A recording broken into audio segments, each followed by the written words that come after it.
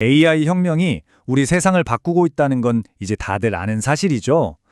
그런데 말이죠, 그 화려한 이면에는 우리가 잘 보지 못하는 어마어마한 대가가 숨어 있습니다. 바로 전력.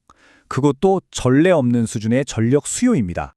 그러니까 이 AI 붐이 그냥 저기 클라우드, 디지털 세상에서만 일어나는 일이 아니라는 거예요. 바로 이 이미지처럼 말이죠. 우리 에너지망에 정말 거대한 물리적 발자국을 남기고 있거든요. 오늘 이 시간에는 바로 이 이미지 뒤에 숨겨진 이야기, 그러니까 도대체 AI 데이터 센터로 전력이 어떻게 흘러들어가고 또 이 엄청난 수요가 어떤 새로운 기술들을 만들어내고 있는지 한번 제대로 파헤쳐보겠습니다. AI 데이터 센터가 우리의 전력 수요를 근본적으로 두 가지 측면에서 완전히 뒤바꿔 놓고 있는데요.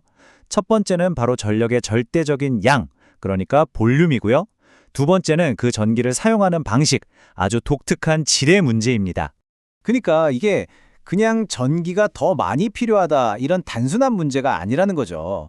아예 패러다임이 다른 완전히 새로운 종류의 전력 수요가 나타나고 있다는 뜻입니다. 이 두 가지 측면이 바로 오늘 우리가 풀어야 할 핵심적인 이야기입니다.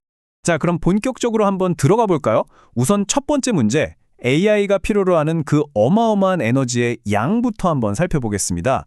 자, 2022년 말 기준으로 전 세계 데이터 센터가 쓰는 전력 용량이 총 36기가와트였어요. 그런데요, 불과 3년 뒤인 2025년 말이 되면 이 수치가 무려 62기가와트까지 치솟을 걸로 보입니다. 다들 아시는 챗 GPT로 촉발된 AI 붐 때문에 정말 딱 3년 만에 72%가 폭증하는 거예요. 엄청나죠? 바로 이 차트를 보시면 그 추세가 얼마나 폭발적인지 한눈에 들어옵니다.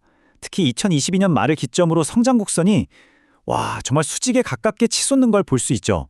그중에서도 미국은 같은 기간 동안 96% 성장, 거의 2배 가까이 늘면서 이 흐름을 주도하고 있습니다. 이렇게 갑자기 늘어난 엄청난 수요를 빨리 감당해야 하니까 미국이 꺼내든 카드가 바로 태양광 발전이랑 BSS를 결합하는 거였습니다. 이 BSS가 뭐냐면 배터리 에너지 스토리지 시스템, 말 그대로 배터리 에너지 저장 시스템이죠. 자, 그러다 보니까 당연히 배터리 제조사만 좋은 게 아니에요. 배터리를 담는 인클로저, 열을 식히는 냉각 시스템, 전기를 연결하는 버스바, 히트싱크 같은 이 BESS를 구성하는 모든 부품 공급망 전체가 그야말로 붐을 맞이하게 된 거죠. 자, 여기까지 보면 그럼 그냥 배터리 많이 만들면 되는구나 싶죠? 이렇게 양의 문제는 해결되는 것처럼 보였어요. 근데 말이죠, 바로 그 뒤에서 훨씬 더 복잡하고 까다로운 새로운 문제가 조용히 고개를 들고 있었습니다. 혹시 진짜 문제는 단순히 전기의 양이 아니라 그 전기를 어떻게 쓰느냐에 달려있다면 어떨까요? 자, 이 슬라이드를 한번 보세요. 정말 흥미롭습니다. 이게 바로 AI가 얼마나 독특하게 전기를 쓰는지 보여주는 아주 극명한 증거거든요. 왼쪽이 기존의 일반적인 작업이고 오른쪽이 AI 작업의 전력 사용량 그래프입니다. 딱 봐도 다르죠? 왼쪽은 비교적 잔잔한데 오른쪽은 막 스파이크가 엄청나게 뾰족뾰족 솟아있는 걸 볼 수 있습니다. 그 차이가 어마어마하죠. 좀 더 구체적으로 보면 기존 데이터 센터의 전력 변동폭은 한 1.5메가와트 정도로 이 정도는 충분히 관리할 수 있는 수준이에요. 그런데 AI 작업은요, 이 변동폭이 무려 15메가와트, 그러니까 10배나 더 큽니다. 그것도 눈 한번 깜빡하는 그 찰나, 밀리초 단위로 말이죠. 자, 그럼 아까 우리가 해결책이라고 생각했던 그 리튬이온 배터리 기반의 BSS, 과연 이걸 감당할 수 있을까요? 안타깝게도 못합니다. 이 배터리는 이런 밀리초 단위의 폭발적인 스파이크에 반응하기엔 너무 느려요. 그러니까 완전히 새로운 질의 문제 앞에서 기존의 해결책은 그냥 속수무책이었던 거죠. 그래서 이 문제를 해결하기 위해선 완전히 다른 종류의 무기가 필요했습니다. 그리고 바로 여기서 슈퍼커패시터가 등판하는 거죠. 이 둘의 차이를 쉽게 설명하기 위해서 마라토너랑 단거리 선수에 비유하곤 하는데요. 아주 딱 들어맞아요. 배터리는 에너지를 많이 저장해뒀다가 오랫동안 꾸준히 내보내는 마라토너 같고요. 반면에 슈퍼커패시터는 에너지를 많이 저장하진 못하지만 필요할 때 아주 짧고 폭발적인 힘을 순식간에 뿜어내는 단거리 선수라고 할 수 있습니다.